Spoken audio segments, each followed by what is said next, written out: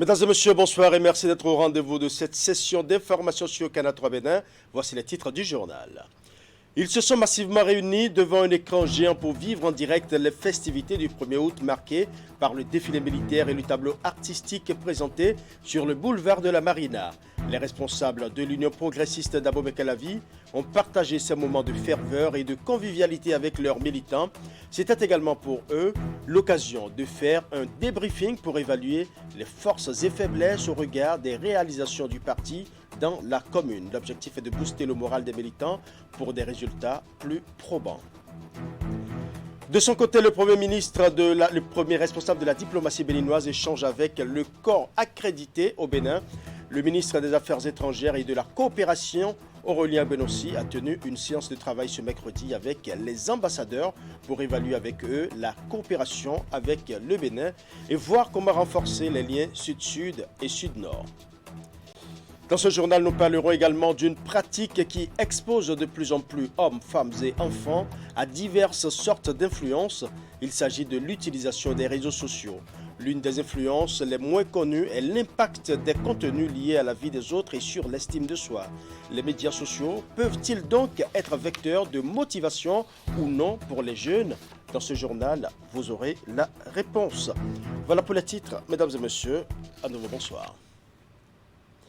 La festivité du 1er août, on en parle encore et cette fois-ci, ce sera avec le Parti Union progressiste qui a réuni ses militants ce lundi dans la commune d'Abomey-Calavi autour d'un écran géant pour suivre en direct les moments forts du défilé militaire et paramilitaire. Le Parti Union progressiste s'est aussi paré des couleurs de ce 62e anniversaire de l'accession du Bénin à l'indépendance. Les responsables de cette formation politique ont tenu juste après le défilé une séance de débriefing pour évaluer les efforts déployés jusque-là afin de faire de bonnes projections sur les prochaines élections. Voici le reportage de Narcisse Alossé. Les yeux rivés sur cet écran géant installé ici à Abomey-Calavi, les militants du Parti Union progressiste suivent le défilé militaire et paramilitaire depuis la place de l'Indépendance, 6 à Cotonou. Une formule voulue par le bureau politique national de cette formation politique. Et les militants qui pour la plupart viennent des communes de Cotonou, Soava, Zé, Abomey-Calavi disent tomber sous le charme des différents tableaux présentés au cours de ce défilé. C'est original et puis on sent vraiment que le président est en train de mettre en valeur notre culture, notre richesse, notre patrimoine culturel. Si on doit résumer brièvement, on doit dire tout simplement en 2 mots, fierté nationale. C'est un défilé spécial. C'est le meilleur défilé que le Bénin ait connu dans son histoire. Ce que j'ai vécu aujourd'hui, je ne l'ai jamais vécu en 62 ans d'indépendance. Vous avez vu comment le décor a été, d'accord? Tout était minutieusement préparé.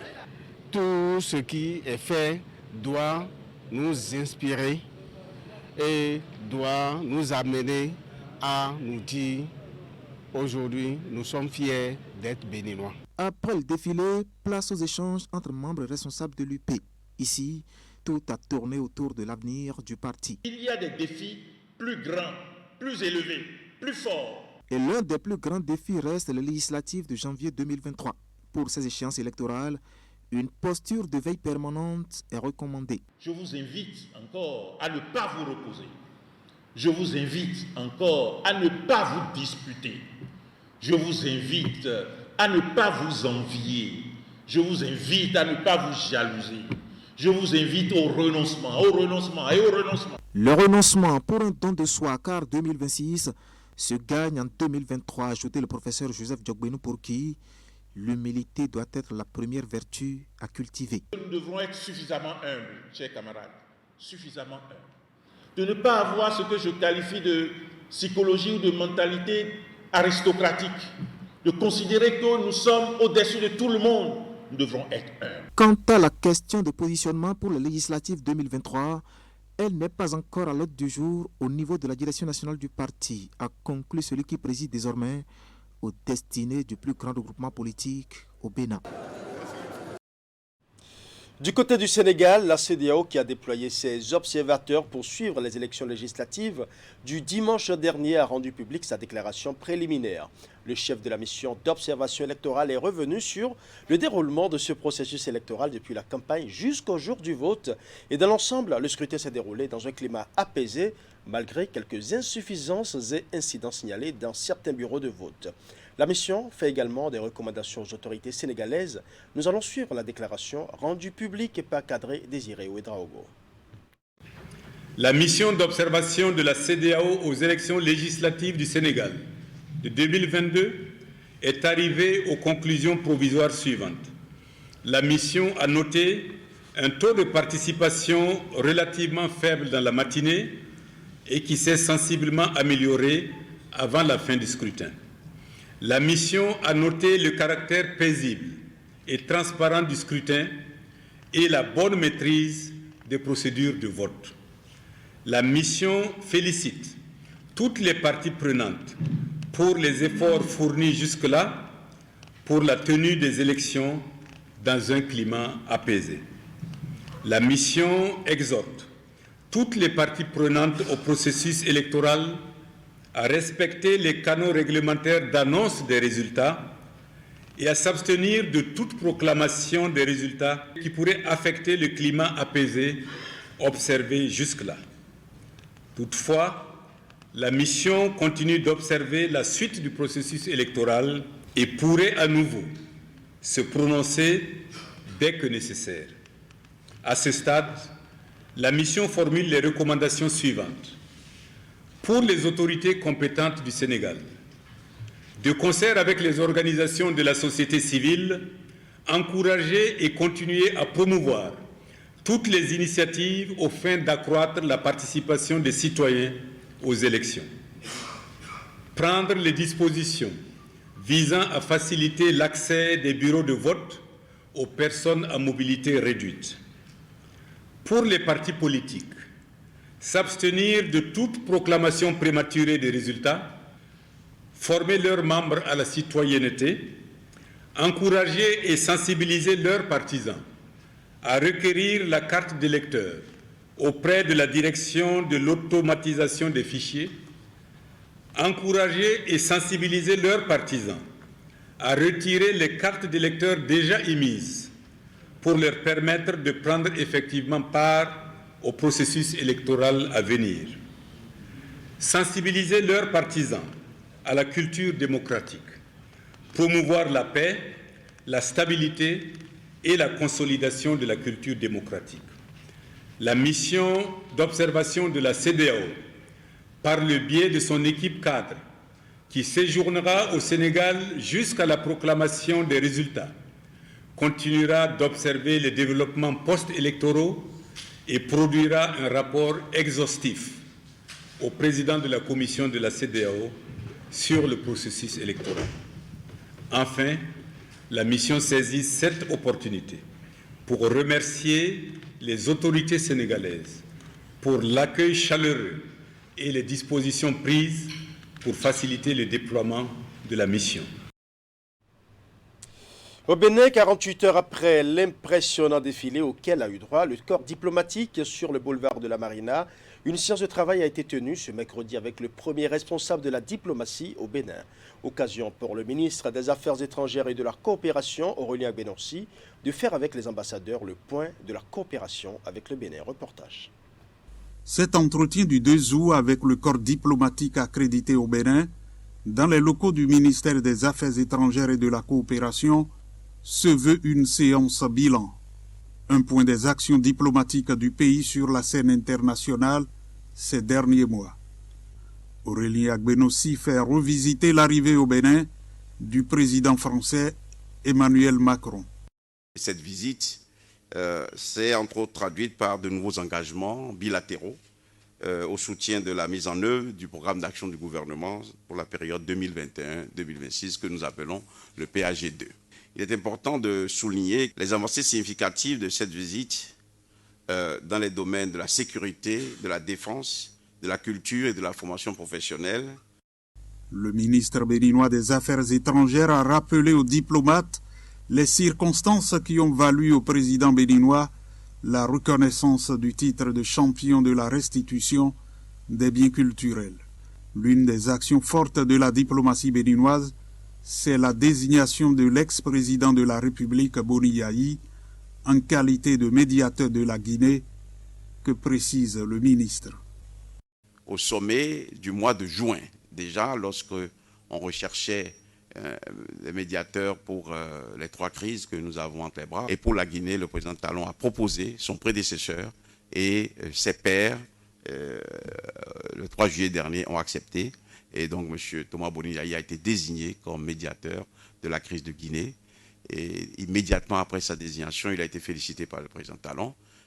L'autre illustration de la diplomatie béninoise, c'est la participation de 11 chefs d'entreprise aux missions économiques et commerciales initiées par l'Organisation internationale de la francophonie. Plusieurs autres points ont été abordés par le chef de la diplomatie béninoise. Je voudrais mentionner également le protocole d'entente avec le gouvernement du Canada pour la mise en œuvre du projet intitulé « Ma formation, mon métier, mon avenir », c'est qu'ils appellent les 3M. Et ce partenariat est d'un montant d'à peu près 16 millions de dollars pour renforcer le pouvoir économique des jeunes vulnérables au Bénin. Chose aussi qui est importante pour nous, c'est l'accord que nous avons signé avec le MCC. Au titre du compact régional axé sur la réhabilitation de la route interétat reliant les villes de Cotonou et de Niamey. En tout cas, nous avons avancé sur le protocole d'entente. À l'occasion de la rencontre, le doyen du corps diplomatique, l'ambassadeur du Royaume du Maroc au Bénin, Rachid Rgbi, n'a pas manqué de souligner les efforts du Bénin. Il a mis l'accent entre autres sur le défilé militaire placé cette année sous le sceau de l'unité des forces de défense et de sécurité dans la lutte contre le terrorisme, la solidité de l'Union nationale qui a permis de valoriser la femme béninoise. 50 motos et un véhicule, c'est le don fait aux forces de défense et de sécurité pour leur permettre de lutter efficacement contre la criminalité transfrontalière.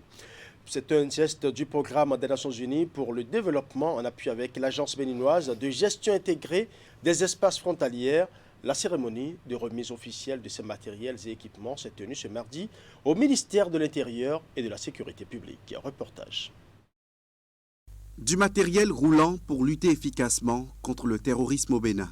Composé de 50 motos et un véhicule, le don émane de la collaboration entre le Programme des Nations Unies pour le développement et l'Agence béninoise de gestion intégrée des espaces frontaliers. D'un coût global à peu près de 56, j'arrondis, 000 $ pour les motos. Nous retrouvons également aujourd'hui pour la remise d'un véhicule pour un montant également à peu près 40 000 $. L'action de la BGF est allée dans plusieurs sens. Pour l'année 2022, la construction d'une base pour les unités spéciales en charge des renseignements et 3 commissariats pour la police républicaine. Donc c'est dans ce cadre que la BGF a demandé l'appui du programme des Nations Unies pour le développement dans les 50 motos, 20 sont partis dans le nord et nous avons 30 qui sont là actuellement en instant de partir d'ici demain. La remise de ces équipements intervient au lendemain de la célébration du 62e anniversaire de l'accession du Bénin à la souveraineté nationale et internationale. Le geste du PNUD cadre bien avec le thème qui a mobilisé les attentions à cette commémoration. Les forces de défense et de sécurité en synergie d'action contre le terrorisme. La mise à disposition par le PNUD au profit donc de la BGF d'un véhicule de marque Toyota pour appuyer ces efforts permettra de renforcer ses capacités logistiques dans l'accomplissement de ces missions destinées à développer chez nos concitoyens vivant dans ces secteurs géostratégiques et sensibles le sentiment d'appartenance à la nation commune. Le représentant du ministre de l'Intérieur et de la Sécurité publique remercie les 2 institutions onusiennes pour les dons. Il appelle les bénéficiaires à en faire bon usage. Le Conseil national du patronat et la Chambre de commerce et d'industrie du Bénin se mettent ensemble pour une conjugaison des efforts visant la promotion des entreprises. Cette volonté a été consacrée par une charte signée mercredi à Cotonou. Les principaux axes de cette charte prévoient aussi la recherche des investisseurs. C'était à l'issue d'une séance de travail entre les deux parties. Clément Tchadé pour les détails.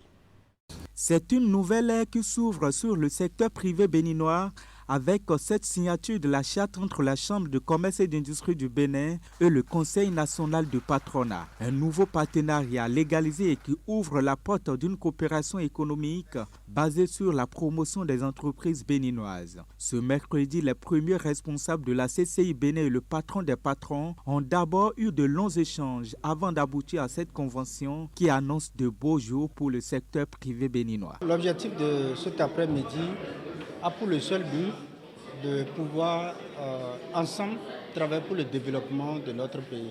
Comme vous le savez, aucun pays ne peut se développer sans le secteur privé. Et le secteur privé, pendant longtemps, a été divisé. Et nous avons jugé bon de nous unir et de travailler en synergie pour développer véritablement le secteur privé. Il ne peut pas y avoir le développement sans l'industrialisation. Et pour aller vers l'industrialisation, il nous faut les patrons et aussi la Chambre de commerce. Donc vous convenez avec nous que la charte que nous venons de signer, c'est pour nous mettre ensemble, changer le paradigme, pour travailler pour le secteur privé. La charte entre le patronat et la CCI Bénin favorise désormais l'identification des préoccupations du secteur privé et qui seront portées au gouvernement. Arnold Akako et Estache Kotigan se sentent fiers du nouvel environnement économique du Bénin et veulent faire profiter aux entreprises les nouvelles opportunités d'affaires qui s'offrent. Et je crois que c'est la concrétisation de ce que nous avons souhaité. Nous n'avons pas de divergence en réalité entre la Chambre de commerce et le patronat. Et puis, je dois dire que nous concourons tous au même but, celui donc d'avoir des entreprises qui tournent, des entreprises qui se créent, de lutter contre la mort prématurée de beaucoup d'entreprises et contribuer également à la prospérité des entreprises. Et je crois que le président Akako a perçu également l'importance donc de ce que nous puissions donc nous rapprocher pour aider également notre pays à développer des entreprises et surtout rechercher des investisseurs que nous-mêmes en tant qu'acteurs nous pourrons donc encourager à venir dans le pays. La nouvelle charte se donne aussi pour mission de travailler pour la bonne santé des entreprises béninoises afin de contribuer davantage non seulement à la création de l'emploi, mais aussi à la création de la richesse nationale. La CCI Bénin et le CNP se donnent ainsi la main pour accompagner le développement économique entamé par le gouvernement. Parlons culture à présent avec le festival identitaire Kpodjigege qui s'est tenu ce dimanche à Godomé dans la commune d'Abomey-Calavi. Pour cette 10e édition, les organisateurs ont reçu le soutien de Corneille Atindéou, l'un des jeunes leaders politiques de la commune Cité d'Ortois. Reportage. Des tableaux artistiques pour mettre en haleine le public d'Alegleta, sortis en nombre important pour participer au festival Kpodjigege. La soirée est ponctuée d'animations culturelles, de danse au rythme de plusieurs sonorités des régions du Bénin. Les manifestations rappellent l'identité nationale et la culture aux jeunes curieux ainsi qu'à toutes les couches de la société en ce jour de la commémoration de la fête de l'indépendance.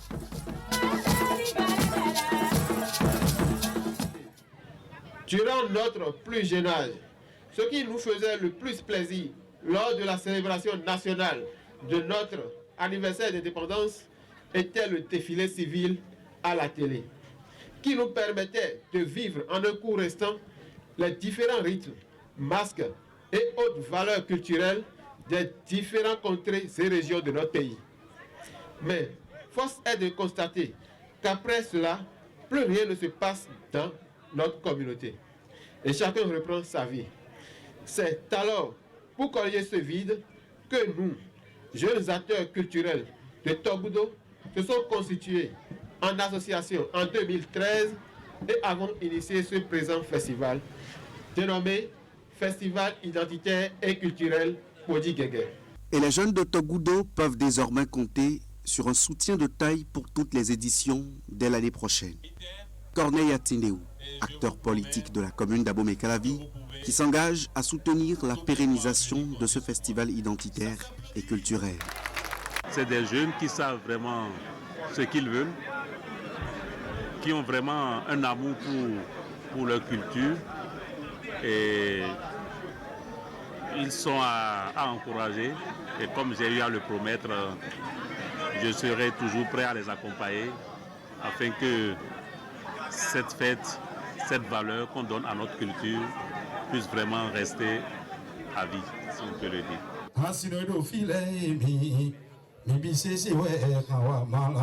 L'association des jeunes de Togoudou pour la relève a aussi reçu à l'occasion de Kodigege 2022 le soutien moral des notables du terroir. Nous allons à présent parler de l'utilisation des réseaux sociaux, une pratique qui expose de plus en plus hommes, femmes et enfants à diverses sortes d'influences. L'une des moins connues est l'impact des contenus liés à la vie des autres et sur l'estime de soi. Les médias sociaux peuvent-ils donc être vecteurs de motivation ou non pour les jeunes? Élément de réponse dans ce reportage. Le nombre de vues enregistrées par un contenu, les partages, les likes ou les mentions j'aime et le flux de réactions suscitées en commentaire déterminent la notoriété des personnes les plus suivies sur Internet. Il est de plus en plus facile de laisser son estime être influencée par la vie des autres. Dans les réseaux sociaux, nous parlons de les amis de mes amis sont mes amis. Donc, vous comprenez que lorsque la personne publie une information, cela, c'est d'abord pour son identité numérique. Lui, d'abord, c'est pour son identité numérique. Quand il publie l'information, ce sont ses amis, il appelle ses amis à interagir. Donc, ça lui permet alors de créer une personnalité. Il se donne une réputation. Et vous comprenez que lorsque nous parlons de réputation, cela touche alors à la personnalité même de celui qui publie. Ça touche alors à son ego, ça touche alors à son estime. Le contact avec le monde virtuel n'est pas sans retombées. Des heures passées en ligne exposent les usagers à des contenus altérant la perception personnelle de diverses manières. Quand on est sur les réseaux sociaux, on se dit mais telle personne est à tel niveau, mais voici moi, ça y est, comment je suis tellement pauvre, je ne peux même pas faire quelque chose, mais quand cette personne, quand elle parle maintenant, est-ce que moi je peux parler? Oui, on a toujours des moments comme ça. Chaque personne cherche à évoluer.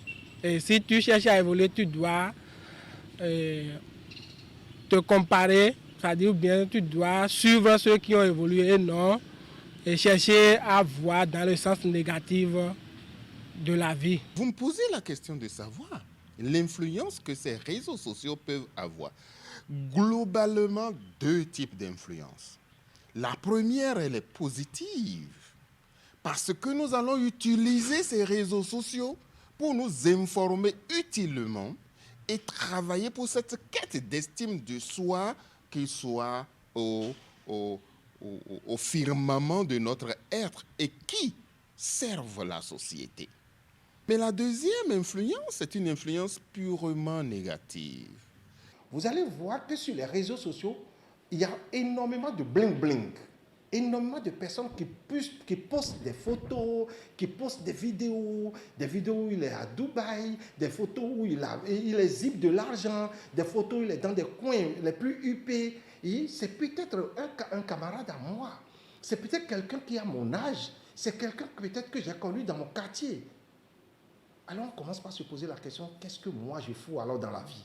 Ça veut dire que moi je ne réussis pas. Ça veut dire que je n'ai pas pu réussir. Vous voyez, ça agit sur la personnalité de celui qui suit.